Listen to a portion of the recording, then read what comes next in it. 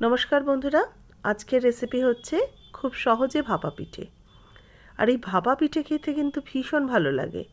এমন কেউ নেই যে এই ভাপা পিঠে পছন্দ করে না। তবে ভাপা পিঠে করা কিন্তু বড্ড ঝামেলার। তবে আজকে যেভাবে করব ভীষণ সহজভাবে, এভাবে আমার মনে হয় যে কেউ বানিয়ে নিতে পারবে। আর খেতেও ভীষণ ভালো হয়, খুব তাড়াতাড়ি হয়ে যায়। দেখুন ভেতরটা এত সুন্দর দেখতে হয়েছে, খেতেও কিন্তু দারুণ হয়েছে। আর সবথেকে বড় কথা, তৈরি করতে খুব অল্প সময় অল্প উপকরণে তৈরি হয়ে যাবে এই ভাপা পিঠে। এর জন্য আমি একটা মিক্সিং জারের মধ্যে 1 কাপ মতো সুজি নিয়ে নিচ্ছি। সুজিটা কাপে ঢালতে গিয়ে জাস্ট একটু ছড়িয়ে গেছে, জাস্ট ওটা একটু ইগনোর করবেন। আচ্ছা, সুজির মধ্যে আমি 2 চামচ চিনি দিয়েছি। চিনি আর সুজিটাকে ভালো করে গুঁড়ো করে একটা পাত্রতে নিয়ে নিলাম। চিনিটা দেখানোর সময় যেহেতু আমার সুজিটা একটু সাইডে পড়ে গেছিলো, সেই সময় একটু ক্যামেরাটা অফ হয়ে গেছিলো, মানে আমি আর অন করতে ভুলে গেছি।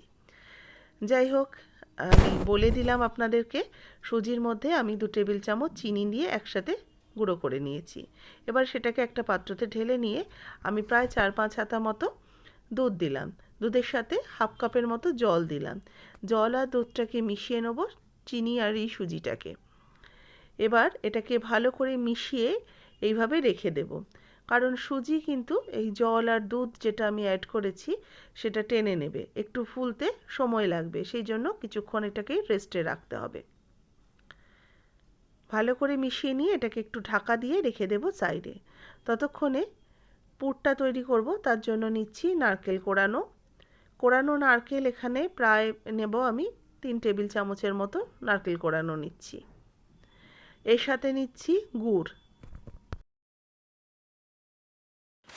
পাটালি গুড় নিয়ে নিলাম এখানে কিছুটা।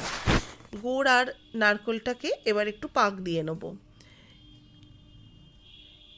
ভাপা পিঠাতে কিন্তু এইভাবে গুড় আর নারকেলটাকে কাঁচাই ব্যবহার করা হয়, তবে আমি একটু পাক দিয়ে তৈরি করব, যেটা আমার সুবিধা হবে। তার জন্য একটা ফ্রাইং প্যান বসিয়ে দিয়েছি গ্যাস ওভেনের মধ্যে, তাতে গুড় আর নারকেল কোড়ানোটা দিয়ে এবার একটু অনবরত মিডিয়াম আঁচে রেখে নাড়াচাড়া করলেই কিন্তু গুড়টাও মেল্ট হয়ে যাবে আর নারকেলের সাথে সুন্দর একটা পাক এসে যাবে।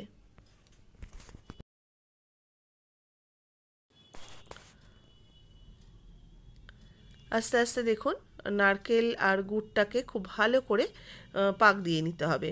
গুড় কিন্তু একটুখানি হিট পড়লেই আস্তে আস্তে নরম হয়ে যাবে, তবে আঁচটাকে অবশ্যই কিন্তু কমে রেখে মিনিট 2-3 নাড়াচাড়া করলেই কিন্তু এটা রেডি হয়ে যাবে। দেখুন গুড় গলে গেছে আর পাকটাও কিন্তু তৈরি হয়ে গেছে। এবার গুড় নারকেলের পুরটাকে আমি একটা পাত্রর মধ্যে আলাদা নিয়ে এটাকে একটু ঠান্ডা করে নিচ্ছি। এদিকে যেটা সুজিটা আমি রেখেছিলাম সাইডে, সেটা দেখুন পুরোটাই কিন্তু দুধটা টেনে নিয়েছে। এবার এর মধ্যে আরও একটু জল অ্যাড করতে হবে। জল দিয়ে সুজিটাকে আবারও কিছুক্ষণ মিশিয়ে নিচ্ছি। সুজিটা জলের সাথে খুব ভালো করে মিশিয়ে নেব। সুজিটাকে ভালো করে মিশিয়ে নেওয়ার পর এর মধ্যে দিয়ে দেবো 1 চামচ বেকিং পাউডার আর 1/2 চামচ দেব বেকিং সোডা। অল্প একটু জল অ্যাড করব। এটাকে খুব ভালো করে সুজির সাথে মিশিয়ে নিচ্ছি। দেখুন আস্তে আস্তে কিন্তু বেশ ফুলতে শুরু করছে। বেকিং সোডা বেকিং পাউডার দিলে কিন্তু একটা বিক্রিয়া শুরু হয়, সেটা আস্তে আস্তে শুরু হতে শুরু করেছে। এবার আস্তে আস্তে কিন্তু আমি হাতা দিয়ে দিয়ে খুব ভালো করে এটাকে মিশিয়ে নিতে হবে, যাতে সুজিটা একটু বেশ ফ্লপি হয়ে যায়। ঠিক এরকমই ঘনত্বের একটা ব্যাটার তৈরি করে নিলাম। এবার একটা খোপ খোপালা এরকম যে আপ্পে প্যান পাওয়া যায় সেগুলো নিয়েছি। চাইলে এই জিনিসটা আমি যেভাবে করছি ছোট ছোট বাটিতেও কিন্তু একইভাবে করতে পারেন। এই পাত্রটার মধ্যে আমি একটু সামান্য তেল লাগিয়ে দিচ্ছি, যাতে সুন্দরভাবে উঠে যায়। বাটিতে করলেও কিন্তু আপনারা বাটির মধ্যে অল্প একটু তেল ব্রাশ করে নেবেন। এবার এখানে 1 হাতা করে আমি নিয়ে এখানে অল্প অল্প করে দিয়ে দেবো, তবে পুরো 1 হাতা দিচ্ছি না, ওপরটা একটু ফাঁকা রাখবো।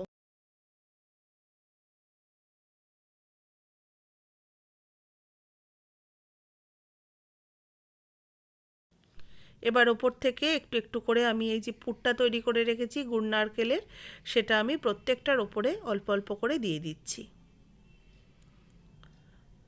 সেই জন্য বলেছিলাম যাতে পুরো ভর্তি করে না দিয়ে অল্প একটু জায়গা রাখতে, যাতে পুরটা দেওয়ার পরেও অনেকটা ওপরের জায়গা থাকে, মানে বেড়ে যায়, সেই কারণে তার ওপর থেকে আমি আরেকটু করে সুজির এই ব্যাটারটা ছড়িয়ে দিচ্ছি।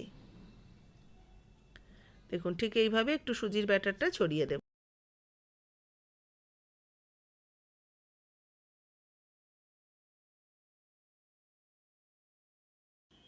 সবকটাই কিন্তু সুন্দরভাবে কভার করে নিয়েছি। এবার একটা কড়াইতে অল্প একটু জল দিয়ে একটা স্ট্যান্ড বসিয়ে তাতে আমি মানে পাত্রটা বসিয়ে দিয়ে ঢাকা দিয়ে দিয়েছি। আর 10 মিনিট এটাকে ভাপে ফুটতে দিতে হবে। এটা কিন্তু টোটালি স্টিমে হবে। দেখুন 10 মিনিট হয়ে গেছে, একদম সুন্দরভাবে কিন্তু কাপকেকের মতো এগুলো ফুলে উঠেছে। এবার এগুলোকে একটা চামচের পেছন দিয়ে একটু নাড়াচাড়া করলেই কিন্তু খুলে যাবে। দেখুন এতটাই সফট হয়েছে, সুন্দর দেখতে হয়েছে কিন্তু প্রত্যেকটা ভাপা পিঠে। দেখুন প্রত্যেকটাকে আমি একই রকমভাবে তুলে নিচ্ছি। এগুলো চামচও কিন্তু দিতে হচ্ছে না, হাত দিয়েই কিন্তু সুন্দরভাবে উঠে আসছে। তৈরি হয়ে গেছে একদম সুন্দর একটা ভাপা পিঠের রেসিপি। অবশ্যই বাড়িতে তৈরি করবেন, এইভাবে খুব তাড়াতাড়ি হয়ে যায় চটজলদি একটা সুন্দর খাবার। পিঠে তো এখন শীতকাল, গুড়ের পিঠে খেতে ইচ্ছেই করে সব সময়। যখন ইচ্ছে করবে এরকম একটা চটজলদি বানিয়ে নিতে পারেন। রেসিপি কেমন লাগলো অবশ্যই জানাবেন, ভালো লাগলে লাইক শেয়ার করবেন, যারা নতুন দেখছেন সাবস্ক্রাইব করবেন, যারা ফেসবুক পেজের বন্ধুরা পেজটাকে অবশ্যই ফলো করে রেসিপিটাতে একটা লাইক দিয়ে দেবেন। আর কেমন লাগলো কমেন্টস করে কিন্তু জানাতে ভুলবেন না।